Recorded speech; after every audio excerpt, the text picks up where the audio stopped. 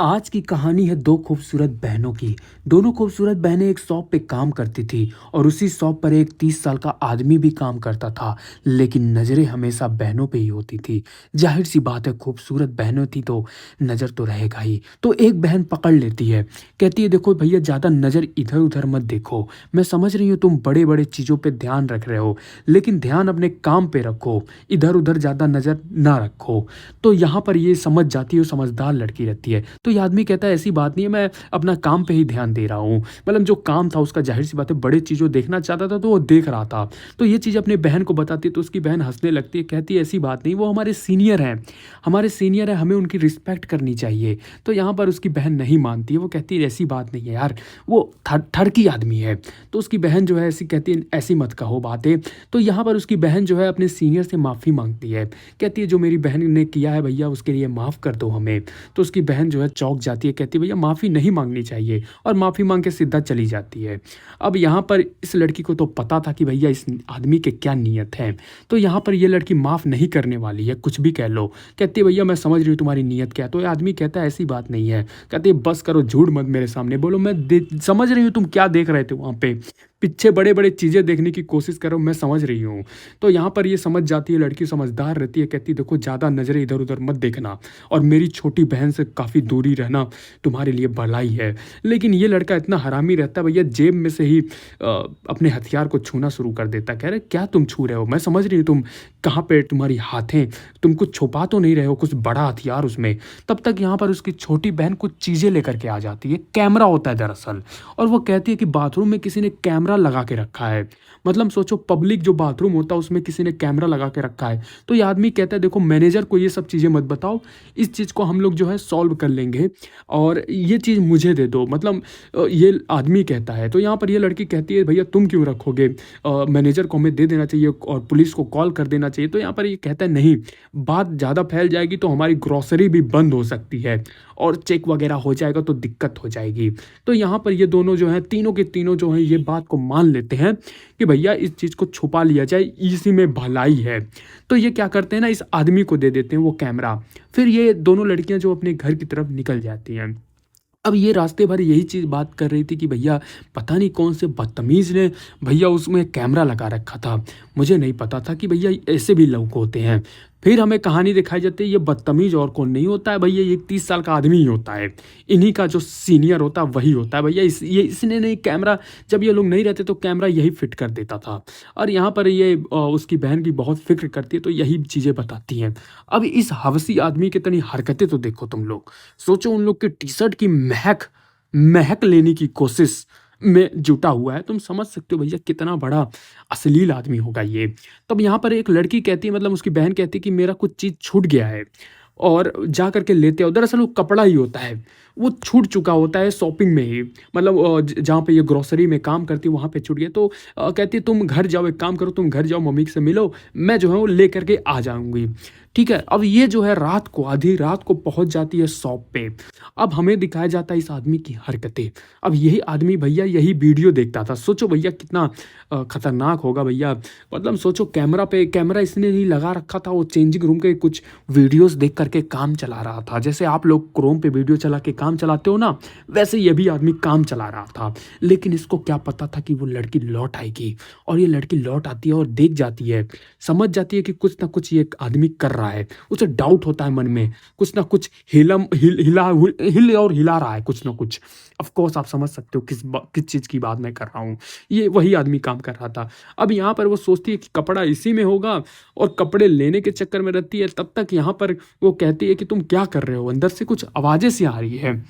तो यहाँ पर ये लड़की जो है उसे कहती है कि भैया क्या कर रहे हो, कुछ कुछ कर तो नहीं रहे हो, मतलब समझ सकते हो आप क्या वो आदमी कर रहा था।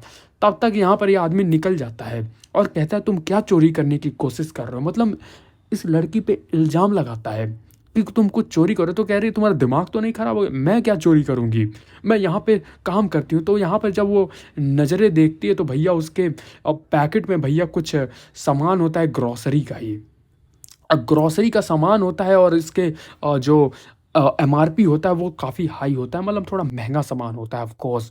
अब आँखें फटी की फटी रह जाती है, वो सोचती है मेरे बैग में ये सब चीज़ें कहाँ से आ गया? तो यहाँ पर कहता है कि देखो अब मैं पुलिस को कॉल करने जा रहा हूँ। तब तक यहाँ पे मैनेजर भी आ जाता है, कह रहा है क्या कर रहे हो तुम लोग, मतलब तुम लोग को काम करना चाहिए तो यहाँ पे क्या कर रहे हो? वो भी आधी रात को। सोचो मतलब तुम लोग की छुट्टी आधी रात को तुम लोग यहाँ पे बैठे हो। तो यहाँ पर ये कहता है कि देखो, अब यहाँ पर लड़की फँस जाती है बहुत बुरी तरीके से।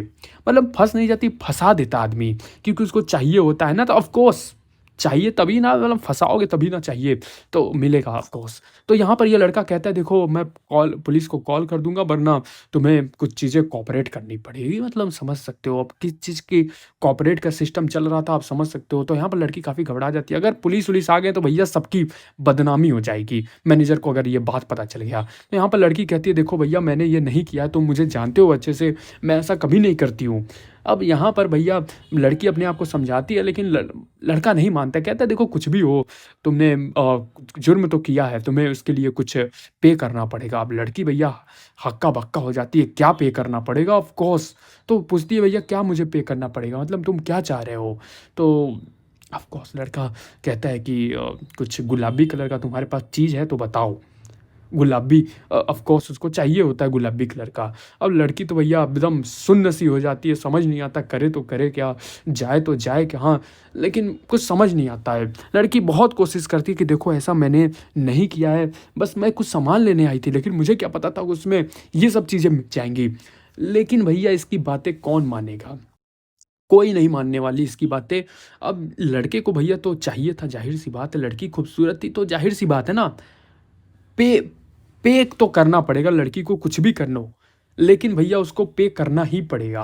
अब यहाँ पर लड़की भैया पूरी तरीके से फँस जाती है, अब उसके पास कोई रास्ता दिखता नहीं है।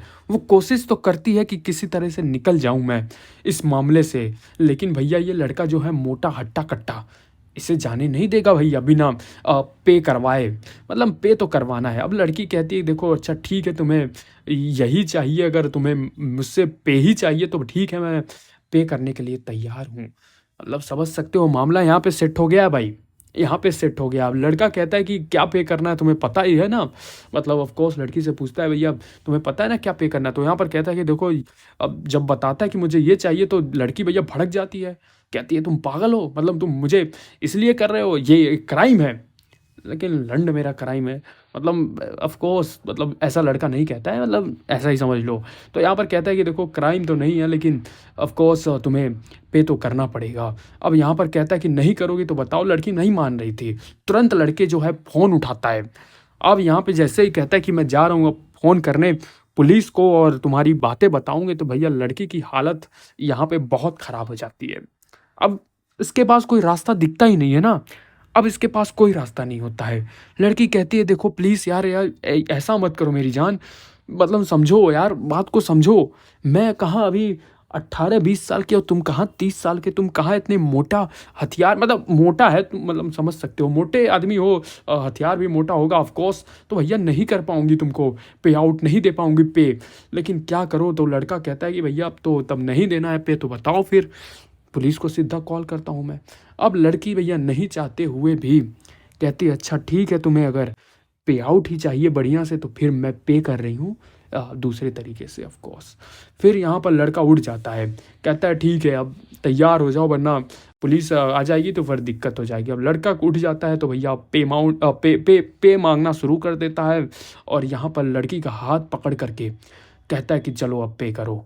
और यहाँ पर लड़की ना चाहते हुए भैया लड़की को नीचे झुका देता है, और लड़की नीचे झुक जाती है और नीचे से बढ़िया से जो है पे करती है। समझ सकते हो कैसे पे करती है, मतलब बढ़िया से पे करती है। ऐसा पे आउट आपने कभी देखा नहीं होगा, और ऐसा आपको कभी पे मिलेगा नहीं। मैं जान रहा हूँ आपको वैसे ही हाथों का इस्तेमाल ही करना पड़ेगा, मैं तो चल रहा हूँ हाथों का इस्तेमाल ही करने, आप लोग भी करो।